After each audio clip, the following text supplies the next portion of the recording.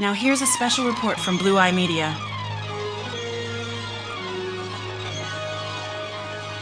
And now from our global friendly partners. It'll be funny, it'll be entertaining. There will be some shots fired tonight in the room. So everyone should tune in. It's going to be really great. I'm looking forward to hearing it. It'll be funny, it'll be entertaining. There will be some shots fired tonight in the room. So everyone should tune in. It's going to be really great. I'm looking forward to hearing it.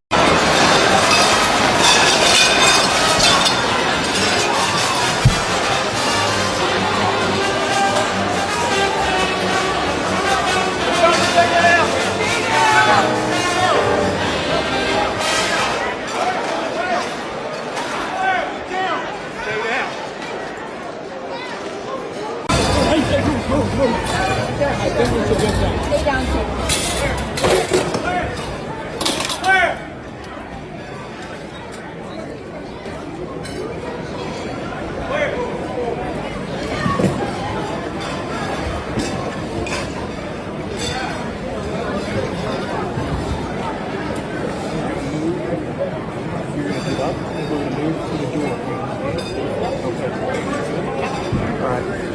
Katie, do you have all your stuff? Yep, I'm fine. Go.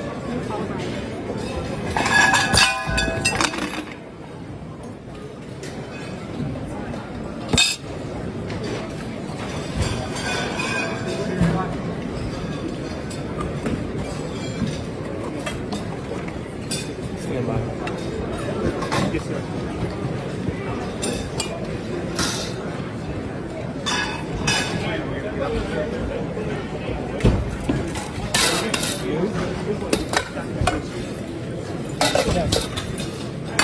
Go to your right. Go to your right.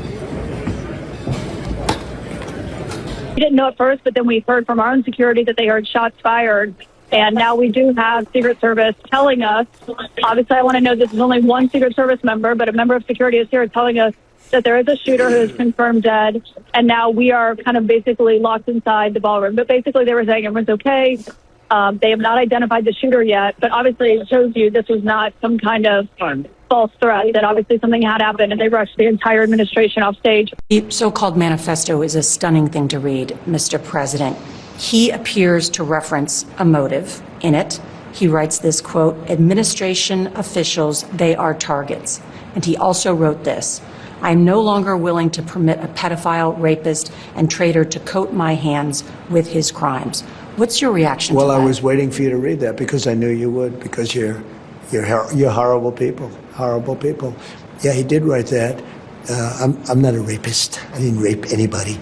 Do you think he was referring to you? Excuse me. I'm not a pedophile. You read that crap from some sick person. I got associated with all stuff that has nothing to do with me. I was totally exonerated. Your friends on the other side of the plate are the ones that were involved with, let's say, Epstein or other things. But I said to myself, you know, I'll do this interview and they'll probably, I read the manifesto, you know, he's a sick person, but you should be ashamed of yourself reading that because I'm not any of those things. Mr. President, and I these was are never, the gunman's words. Excuse me. You shouldn't be reading that on 60 Minutes. You're a disgrace. But go ahead, let's finish the interview. The other thing that he wrote in You're disgraceful. Ladies and gentlemen, what we witnessed at the White House Correspondents' dinner on April 25 is not just alarming, it raises serious questions. The President of the United States, Donald Trump, attended what should have been a night of press freedom, accountability, and democratic values, but instead it turned into something far darker. We now know that gunshots were reported after the event, and before it even began, his own press secretary, Caroline Leavitt, said the speech would be classic Donald J. Trump and that shots will be fired. Let me be absolutely clear. Those are not words you use lightly. Not in today's world. Not in a room full of journalists. Not in a democracy. So I say this directly to President Trump. This doesn't look like coincidence. This looks planned. It looks reckless. It looks dangerous. And it puts lives at risk. Democracy depends on trust. Trust in leadership, trust in words, and trust that those in power do not play games with fear. Because when rhetoric crosses into something more, when words begin to echo reality, people get hurt. We in Britain understand the weight of leadership. We understand that every word spoken from the top matters. So I urge you, Mr. Trump, take responsibility. Explain what happened and stop turning serious institutions into stages for chaos, because the world is watching. And right now, it doesn't like what it sees. Well, yeah, some news right now. Donald Trump is now lashing out at the press. It took less than 24 hours. Why? Because the press read him a manifesto passage from the alleged suspect that alluded to Trump being a, quote, rapist. Trump appeared on 60 Minutes. Norah O'Donnell read him, said, quote, in his manifesto, he wrote, I'm no longer willing to permit a pedophile, rapist, and traitor to coat my hands with his crimes. What's your reaction? And Trump, well, he lashed out. I was waiting for you to read that because I knew you would, because you're horrible people. I'm not a rapist. I didn't rape anybody. I'm not a pedophile. Excuse me. You read that crap from a sick person. I was totally exonerated. You should be ashamed of yourself reading that. You're a disgrace. Minutes after calling Norah O'Donnell a disgrace, Norah O'Donnell actually went on to say that the White House Correspondents Association was grateful that Donald Trump attended the dinner. And he says he wants it rescheduled.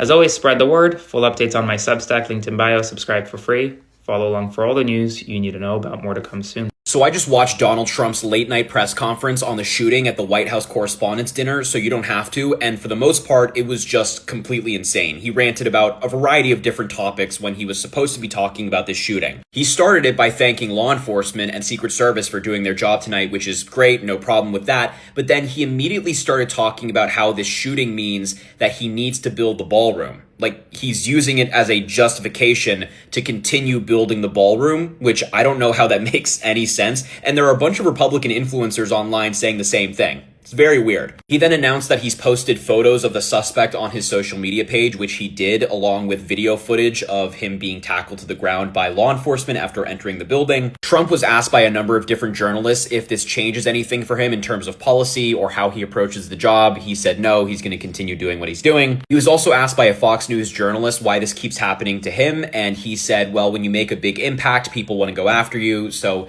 he's saying that he's so successful that people want to take him out. And then he started rambling about how driving race cars is a dangerous job, just like being president. I don't really know where he's going with that part, but that was pretty much it. You didn't miss much. Here's what I got from the reporter's notebook. Cole Allen, arrested last night at the Correspondents' dinner outside the perimeter, is being held in the 3rd District Police lockup. Washington, D.C. police. It's about a half mile, 3/4 of a mile from the Washington Hilton where this incident took place.